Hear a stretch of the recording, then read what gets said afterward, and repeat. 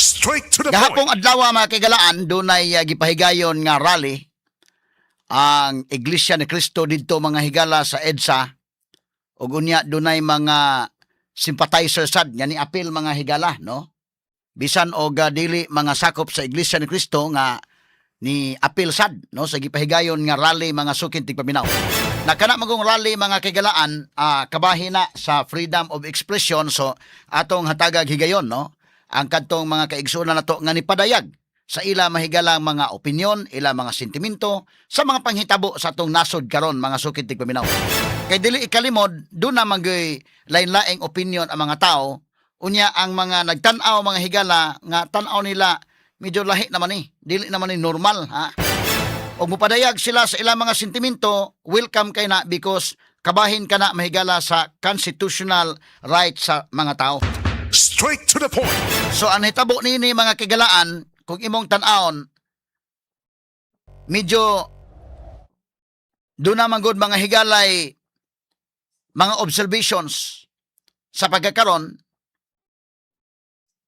sa mga panghitabo sa atong nasod nga ang balaod mga higala bisan unsaon pa mga kagala explicar ang mga tao nga nag-observe gyud makasabot nga duna mahigalay pagpanggukod nga nahitabo sa pagkakaroon ngadto sa kunta sa politika. Straight to the point. Kay ibutang talang obvious naman kaayo.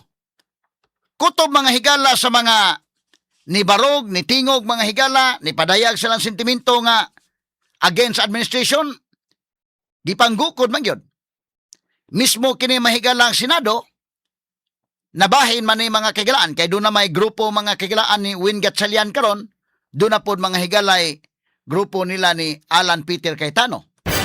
Kung maghisguta og corruption, ang ato diha, kung pagukod yun sa corruption, di gukuron tanan. Kay accountability makaning ato. Pero kung matingala ka, o nag-observe ka, di na lang tamag likoy-likoy pag-istorya kay may mga bata tanaan din Unya may man mga higala og dili maka-catch up na mga tao. Kasabot man na, di man pwede nimo nang imong tuyok-tuyokon og istorya. Sa majority black nga mga senador, why natandog nila? Dili sa minority, mao mga higalay di panggukod. Sa majority black, why problema? In fact, mga kigalaan, bisan og hinapay na lang, wa matandog. Unya, kadto mga higalang, dili sa pikas, nga nabira na, hayahay na pod. Kay kanalandaan mahigalas, Chis Escudero, maghisgot kag campaign contributions day. Controversial ka ng contribution ni Chis Escudero. Ha? Nga kadto mga higalang may donate niya o during sa election period mga higala nga magamit kay contractor to mga kaigalaan nga na-involve sa flood control project. Straight to the point. Kadtong contribution mga higalang nadawat, campaign contribution nadawat ni Tulfo day. Kanang na-report sa Billionaire Channel. Gikan sa contractor. Pero wa na mga higalay, hayahay sa wa sa matandog ron. Si Chis mga kaigalaan natandog unto primero pero karon nga ni balitok na, hayahay na. Although si Chis Escudero mga higala kabantay mo hilom-hilom na gid taon ron sa Jewel, di lagi kay magpa-kuan-kuan kay medyo adto lang sa kapadaplin lang sa mo.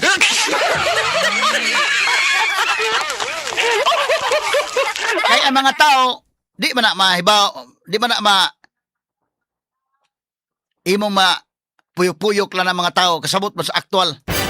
So bisa pag unsaon og mingon Chis mahigalang ni bali sa spikas kay mahal ni ang nasod. Hasta Jewel mahigala medyo ang mga tao dili mga kay kasabot mga tao ana. So karon kining contribution ni Chis daan sa campaign contributions questionable man ni dako kay issue ni sa una day nga napatando ni Chiljuk no tong Chiljuk no tong kwan katuto ang contributor. Ya Chis Escudero sad ni angkon mga higala labot ana. Mao ganito mga higala nakatangtang niya isip Senate President and again kay nagkuditada yung kunuhay sa dito sa Senate. Itangtang Chis Escudero mga kahigalaan. Kaya ni angkon mas Chis ato panahon na may galangan dunay campaign contribution nga iyang nadawat. Pero ingon niya personal funds to mga kahigalaan.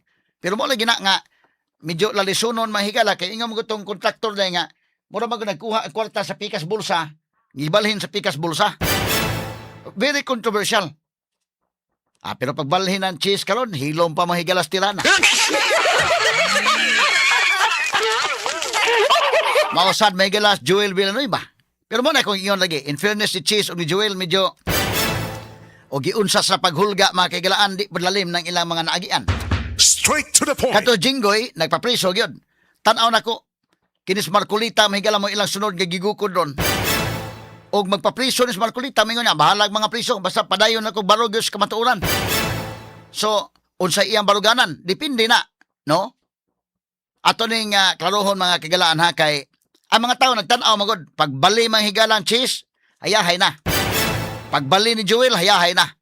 Kato ba Joel, mga kagilaan, dili to lalim tong iyasad kay siya na may isunod ni Jinggoy. In fact, ningo naman to si Buying Remulla nga hinog na ang kan Joel nga kaso. Hinog na gyud. Karon mga higalang ni bali na si Joel, ni balik ko kahilaw.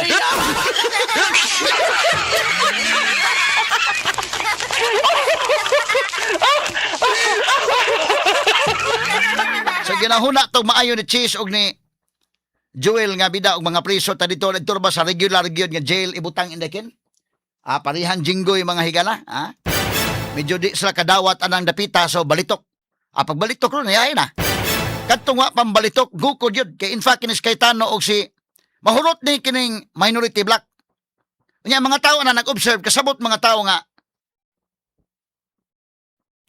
di man ni panggukod man nga pamulitika, di man accountability mo ituyo. Kada bitaw Sara Duterte, kung accountability na, okay, go ahead. Impeachment pa ka, sige. Unya, atong piyungon ang atong mata sa flood control nga may pinakadako ang kinawatay. Mugawas mahigala ang imong pagka-hipokrito na napita kung mauhuna.